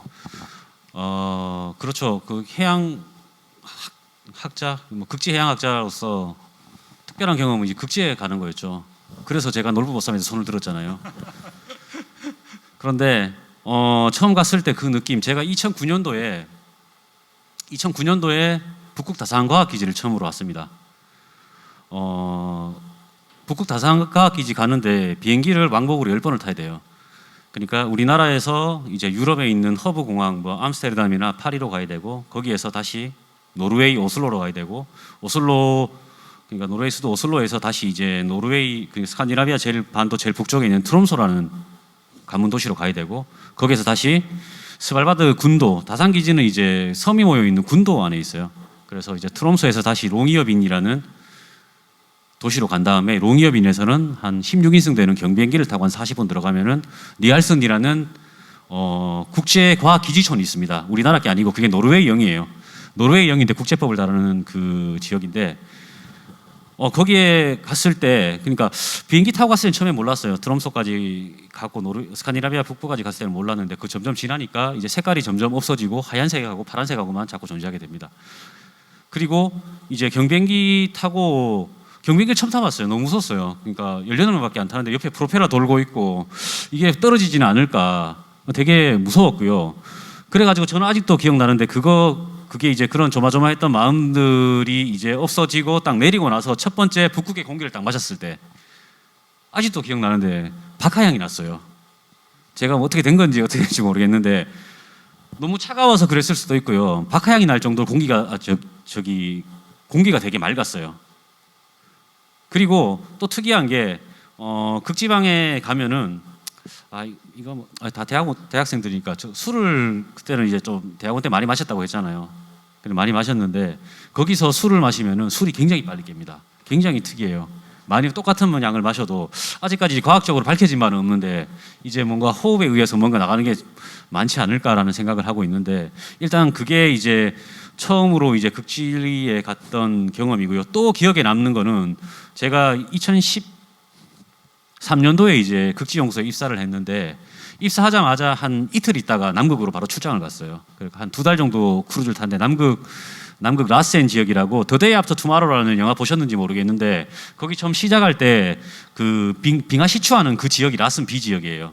그쪽인데 그쪽에 이제 거의 세계 최초로 우리 아라운드 세빙선을 가지고 갔던 그때 그 탑승에 있었는데 그때 갔을 때 되게 길어요. 2달이면 엄청 길거든요. 그 추운 지역에서 2달이면 엄청 긴데 지금 가장 기억에 남는 거는 이제 제가 그때는 이제 해양 퇴적물 팀하고 같이 일을 했었습니다. 근데 해양 퇴적물을 채취하려면은 좌표를 딱 찍고 나서 이제 시추기를 뭐 코어로라고 하는데 시추기를 내려야 되잖아요. 근데 이게 물이 흐르기 때문에 이 배의 위치를 잡아주는 그 장치가 있어요. 그러니까 인공위성에서 이제 그 위치를 GPS 좌표를 딱 주면은 그 위치를 유지하기 위해서 DP라고 하는데 그걸 잡아주기 위해 가지고 왼쪽으로도 물을 보내고 오른쪽으로 물을 보내고 앞으로도 뒤를 물을 보내고 해가지고 자기 위치를 잡는 게 있어요. 근데 거기가 어디 피오르드 해안이었는데 얼음이 꽉 차 있었거든요. 꽉 차 있었는데 우리가 그 아라우너가 DP를 하면서 이건 얼음을 다 밀어냈어요. 밀어내니까 그 DP하고 나서 한 10분 정도 있으니까 밍크 고래떼들이 와가지고 저 고래를 그때 뭐 눈앞에서 처음 봤어요. 그러니까 밍크 고래떼가 와갖고 왜냐하면 시아이스를 뚫고 이제 숨쉬기가 쉽지 않은데 우리가 배가 이제 그런 물을 밀어내면서 시아이스를 밀어내니까 얘들이 거기서 숨쉬러 올라오는 거예요. 그 광경이 아직도 완전 그 다큐멘터리 보는 것처럼 아직도 그 장면이 굉장히 생생하고요. 그게 정말 제가 극지 해양 연구를 하지 않았다면은 절대 볼 수 없는 게 아닌가. 근데 최근 들어서는 또 이제 남극 크루즈가 이제 상업적으로 가능해요. 그 푼타아레나스, 그 남극 칠레에 푼타아레나스라는 도시 있잖아요. 옛날에 무한도전에 박명수 씨가 그 라면 먹었던데 그게 푼타아레나스인데 푼타아레나스에서 크루즈가 있어요. 한 3박 4일에 한 700만 원에서 한 1000만 원 하는데 돈 있는 사람들은 그런 식으로 이제 해가지고 그 남극의 고래 보러 이렇게 다닌다고 하더라고요. 아까 전에 SDG 말씀하셨는데 남극은 굉장히 천혜의 환경입니다. 우리가 지켜야 될 마지막 보고라고 저는 생각을 하고요. 그래서 이제 남극 자원은 그 남극 협약에 의해서 개발을 못하게 만들어놨어요. 근데 항상 개발과 환경은 항상 대립되는데 요 최근 들어서는 이제 옛날에는 우리가 개발에 대해서만 너무 집중을 해가지고 환경을 좀 덜 돌아봤었는데 최근 들어서는 환경에 대한 관심도 국민들의 관심도 많이 좋아져가지고 이제 무조건 개발만 하는 것이 아니라 이제 서스테이너블 디벨롭먼트라고 이제 우리가 지속 가능한 개발 무턱대고 그냥 개발을 위해서 자연을 너무 훼손하는 게 아니라 그런 게 필요하지 않나라는 흐름으로 이게 흘러가는 것 같아가지고 올바른 방향이라고 생각을 하고요. 네, 그 두 가지 북극에 갔을 때 그 박하향 나는 그 공기를 마셨던 거 그리고 이제 남극의 그 밍크 고래들이 배 주위에 나서 막 놀던 거 그게 극지 해양 연구자로서 겪을 수 있었던 가장 좋은 경험이 아니었나 생각이 됩니다. 네. 혹시 다른 뭐 경험들은 없으신가요? 네네네. 저는 이제 박사 후 연수연구원으로 키오스트에 일을 하면서 우연찮은 이제 기회로 그 국제회의에 참석을 하게 되었어요. 그래서 유엔에서 하는 국제회의에 참석을 해서 처음에는 그게 유엔 회의인지도 모르고 갔었어요. 그냥 국제회의가 있는데 뭐 이렇게 인력이 필요하니까 가서 도와주고 와라 이렇게 하셔가지고 그냥 아무 생각 없이 갔다가 거기 가서 이제 정책 하시는 분들, 정책 입안자들, 과학자들, 그리고 인더스트리에서 오신 분들이 다 한 자리에 모여서, 그리고 이제 유엔 회의이기 때문에 모든 전 세계 국가들이 대표자들이 다 모여 있는 자리예요. 그래서 거기에 모여서 다 같이 이제 아까 말씀하셨던 뭐 개발과 환경 보호를 어떻게 같이 할 것인가에 대해서 의견을 나누고, 그리고 이런 정책적인 개발 규칙들을 만드는 자리였는데, 거기에서 이제 그런 의견을 나누는 모습을 보고 저는 이제 맨날 실험실에서 그냥 제가 하고 있는 과제에서 맨날 실험만 하고 논문만 쓰다가 이런 제가 하고 있는 과제가 어떻게 만들어졌고 이게 얼마나 중요하고 그리고 어떻게 쓰이고 그리고 이런 걸 하기 전에 어떤 정책적인 이제 과정들이 있었는지를 볼 수 있는 자리였었거든요. 그래서 그게 굉장히 의미가 있었고, 그리고 그 이제 회의 중간중간에 과학자들이 이제 발표하는 시간들이 있어요.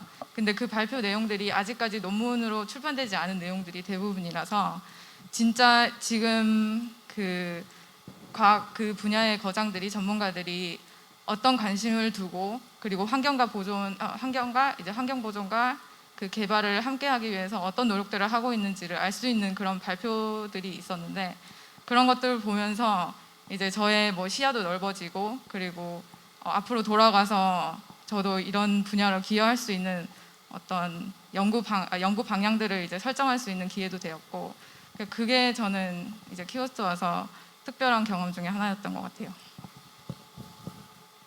네, 굉장히 좋은 말씀 해주셨습니다. 자, 또 질문 없으세요? 네네, 앞에서. 네. 네, 경상대학교 해양생명과학과 재학 중인 남승엽이라고 합니다. 서현지 박사님께 질문 드리고 싶습니다.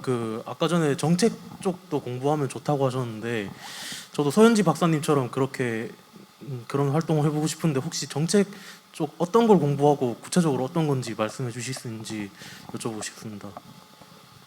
그러니까 UN 뭐 웹사이트 같은 데 가면은 정리가 굉장히 잘 되어 있거든요. 전 세계에서 지금 중요하게 생각하는 어떤 이슈들을 정리해 놓고, 그리고 그런 이제 분야별로 어떤 목표를 가지고 어떤 분야에 집중해서 뭐 연구를 하고 개발해야 되는지에 대해서 나와 있는데, 그런 것들을 이제 봐도 좋을 것 같고, 그리고 그 중에서 뭐 해양 쪽에 관심이 있으면 해양과학에 대한 목표들도 있어요. 그리고 10년 동안 앞으로 뭐 집중해야 되는 분야에 대한 목표들이 있는데, 이제 그런 거를 봐도 좋을 것 같고, 그리고 뭐 영도에 있는 또 KMI에서도 정책 분야로 이제 활동을 하시는 박사님들이 많은데, 거기서 나오고 있는 분기별로 나오고 있는 그런 이제 저널들이 있거든요. 그런 거를 읽으면은 굉장히 요약이 잘 되어 있어요.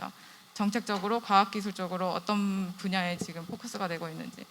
그런 분야도 읽으면 좋을 것 같고, 그래서 실제로 그런 거에 관심 있으신 분들과 정책을 하시는 분들과 과학자들 분들의 이제 교류가 많이 이루어지고 있는 것 같아요. 지금 특히 요즘 들어서 SDG 뭐 이런 게 강조되고 있으면서, 그러면서 최근에는 아까 해양자원 개발, 강물자원 개발 이제 말씀해 주셨는데, 그 강물자원을 개발하면은 이제 환경이 파괴가 되는데, 이거 파괴가 되지 않도록 어떻게 우리가 보호를 할 것인가에 대해서 이제 알려면은 과학자들의 도움이 필요하잖아요. 그래서 그런 부분에서 이제 정책자들과 이제 과학자들이 같이 협력을 해서 이제 뭐 논문도 내고, 어떤 분야에 대해서 뭐 어떻게 연구를 해야 되고 어떤 방법을 통해서 연구를 해야 되는지 이제 과학자들이 조언도 해주고, 뭐 이런 연구들이 공동으로 이루어지고 있는 거고, 네, 그래서 이제 그 정책적으로 알려면은 이제 제가 조언해주고 싶은 거는 뭐 유엔이나 아니면 해양수산부 웹페이지에 들어가서도 이제 그런 내용들을 볼 수가 있거든요. 그리고 그냥 쉽게 네이버에 쳐도 한글로 번역이 된 부분들이 많아요. 그래서 아니면 KMI 뭐 웹사이트에 들어간다던가 그러면은 이제 좋은 정보들이 있을 것 같아요. 감사합니다. 네, 시간이 이제 거의 마지막 질문으로 다가오고 있습니다. 혹시라도 놓친 질문, 하고 싶었던 질문 있으시면 생각해 두셨다가 손을 드시면 돼요. 자, 미리 사전에 조사했던 질문들 중에서 9번째 질문을 띄울게요. 해양 관련 연구를 하면서 실제로도 연구조사선을 타고 바다에 많이 가게 되는지, 물론 많이 가게 됩니다. 경험을 알고 싶습니다. 혹시 배를 제일 많이 타신 분이 어떤 분이신가요?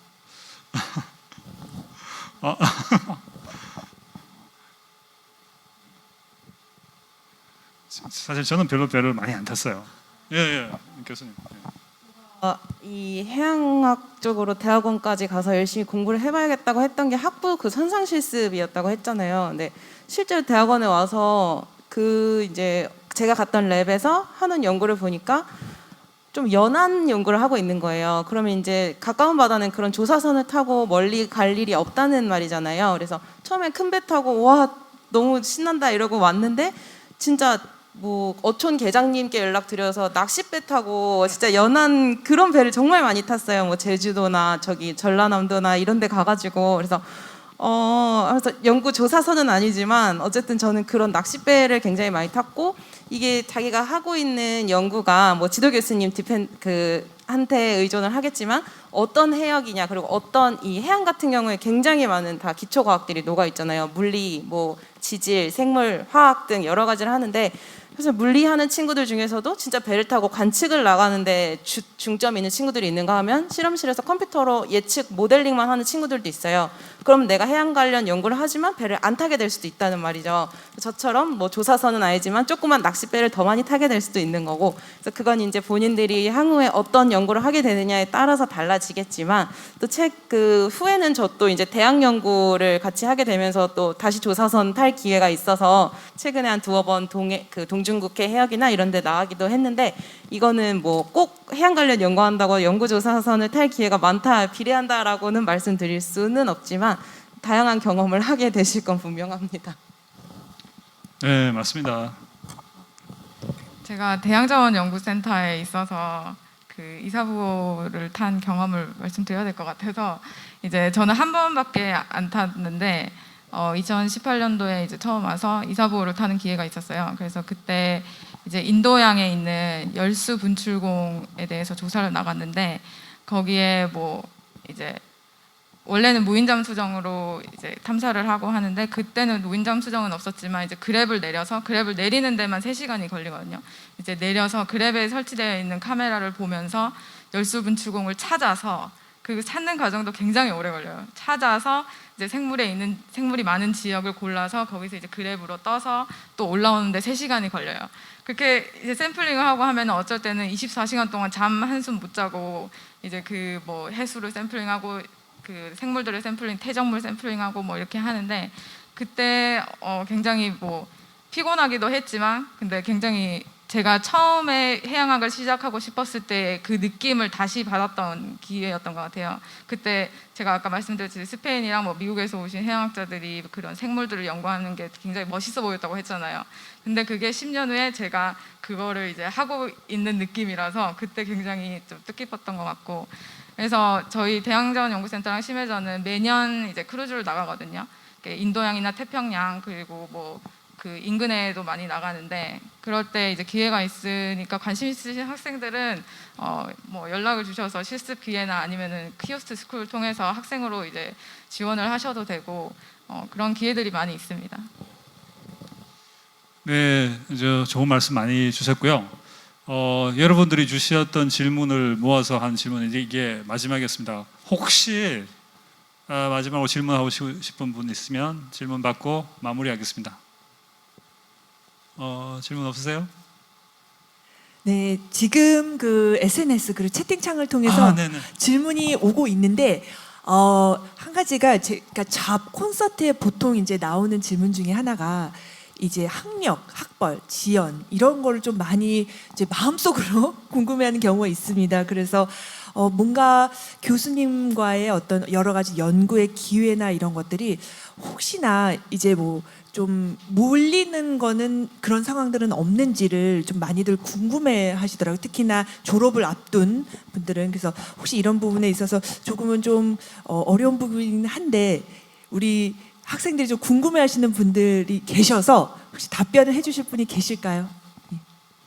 굉장히 실질적인 질문이다. 네네. 이런 질문 제가 원했던 겁니다. 이제 본인의 역량과 또 어떤 기회에 있어서의 그 퍼센테이지를 좀 알려주셔도 더 좋을 것 같고요. 어떤 분이 답을 주실 수 있을까요? 저는 한국에서 학교를 안 다녔잖아요. 그래서 이런 학연이 없거든요. 그래서 선배들도 없고 한데 이제 석사를 한양대에서 졸업을 하긴 했지만 그 외에 고등학교, 대학교 그리고 박사과정은 다 외국에서 진학을 했었고 그래서 뭐 당연히 한국을 포함해서 어느 나라를 가든 뭐 학연이 아예 100% 없다 뭐 이렇게 말하기는 힘든 것 같고 그거는 한국뿐만 아니라 다른 데도 그런 것 같고 근데 이거는 이제 우리가 앞으로 해결해 나가야 될 문제인 것 같고 근데 저는 그냥 제가 그렇게 생각해요. 제가 열심히 하고 이제 적극적으로 했을 때 그런 거는 뭐 학교 이런 걸 떠나서 다 통한다고 생각을 하거든요. 근데 그렇게 하려면 이제 많은 것들을 증명하고 보여줘야 되는 그런 과정들이 있어야 되겠지만 그래도 뭐 저희 연구원을 봤을 때도 뭐 어느 학교로 몰린다던가 아니면 학교가 출신이 아니기 때문에 뭐 배제된다던가 이런 경험은 저는 크게 없었던 것 같아요. 네. 또 한 가지가 그 교수님과의 관계나 어떤 다른 연구원들과의 관계가 좀 중요하기 때문에 아무래도 인격적으로 좀 둥글둥글한 성격이 도움이 된다면 근데 또 박범수 박사님께서는 이제 독창성과 창의력 그리고 조금 더 결이 다른 유니크한 면도 또 필요하다라고 말씀해 주셨으면 그걸 어떻게 좀 조화롭게 할 수 있을까요? 네. 그게 이게 인간관계는 당연히 교수님과 같이 가야죠. 교수님이 뭘 원하시면 그 부분에서 당연히 얘기를 들어드리고 그분들의 의견 왜 이렇게 말씀하셨는지 저를 가르쳐주는 사람이니까 돌아가는 거지만 공부 분야는 저는 다르다고 생각을 하거든요. 그러니까 저희 교수님이 저한테 하셨던 말 중에 하나가 제가 이제 졸업이 막달랐을 쯤에 랩미팅을 했는데 교수님이 저한테 하셨던 말이 나 이제 네가 하는 말 무슨 말인지 못 알아듣겠다. 졸업할 때가 됐다. 나가라. 그렇게 말씀하셨거든요. 그만큼 지도 교수도 모를 정도의 학문 세계를 구축하라는 거지 교수님이랑 싸워서 당신은 그거 하시고 전 이거 하겠습니다가 아니라 교수님을 여러분들 입장에서는 최대한 이용해서 이 사람의 식견과 이 사람이 우리보다 굉장히 많은 걸 경험하게 돼요. 그래서 이 연구가 밸류어블한지 가치가 없는지를 교수님은 알 수 있어요. 다만 그 어떤 길로 가야 더 가치가 있는지 교수님 모를 수 있지만 그거는 학생이 스스로 알아가야 된다고 생각을 하고 교수님이 하는 평가에 대해서 여러분들이 뭐 저 교수 왜 저래라고 얘기할 수도 있겠지만 그렇게 말하는 분명히 이유가 있거든요. 그러니까 그런 거를 받아들이면서 교수님과 관계는 좋게 하되 연구 분야는 조금씩 떨어지면서 가는 게 가장 좋다라고 저는 개인적으로 생각하는 겁니다. 네. 와, 우리 스쿨장님 혹시 덧붙여 주실 말씀 있으신가요? 아니요, 뭐 지금까지 젊은 과학자들의 의견 많이 들었고요. 제가 말하면 젊은 과학자가 아니기 때문에 저는 여기 마무리하는 게 좋겠습니다. 네, 지금까지 약 1시간 반 정도 젊은 과학자들과의 톡이 있었는데 뭐 플로어에 계시는 분들 많이 미리 질문을 주셨기 때문에 많은 질문들이 반영이 됐다고 생각하고요. 혹시라도 나중에 궁금한 점들이 있으시면 여기 있는 네 분 과학자분들이 다 이렇게 인격적으로 아주 높은 경지에 계신 분들이고 여러분들의 질문하시는 거에 늘 열린 마음으로 받아주실 거라고 생각해요. 궁금한 점이 있으면 직접 접촉하십시오. 그게 가장 중요해요. 자기가 궁금한 게 있으면 직접 만나보시고 직접 물어보십시오. 그렇게 하면 훨씬 더 이 대화가 이어질 수 있지 않을까, 그리고 여러분들의 앞길이 좀 더 밝아지지 않을까 하는 그런 말씀 드리면서 오늘 이 자리 마무리하겠습니다. 감사합니다. 네, 감사합니다. 자리로 모시겠습니다. 정말 이렇게 실질적이고 또 이렇게 진솔한 토크 콘서트가 있을까요? 정말로 오늘의 이 시간이 우리 여기 계신 분들과 또 우리 온라인으로 지금 함께 접속하고 계신 모든 분들께 잊지 못할 어떤 또 삶의 인생의 계기를 만들어주지 않았을까라고 생각합니다. 오늘 한국해양과학기술원 이희승 스쿨장님께서 또 자장을 해주셨고요. 또 극지연구소 김기태 박사님, 한국해양과학기술원 박범수 박사님, 한국해양과학기술원 서현지 박사님, 그리고 인하대학교 조형미 교수님께 여러분 다시 한번 감사의 뜨거운 박수 부탁드립니다. 감사합니다. 오늘 오전 10시부터 이제 시작이 되었고 지금 약 3시 20분 정확하게 아주 시간이 잘 맞춰서 오늘 알차고 유익한 시간이 되셨길 바랍니다. 이것으로 제7차 차세대 해양과학자 워크숍 모든 순서를 마쳤습니다. 대한민국이 배출한 해양 전문가가 세계 곳곳의 연구소, 또 해양기구, 기업 모든 곳에서 뛰어난 활약상을 벌일 때까지 응원하고 또 기대하겠습니다. 참석해주신 여러분 감사합니다. 지금까지 이송이었습니다.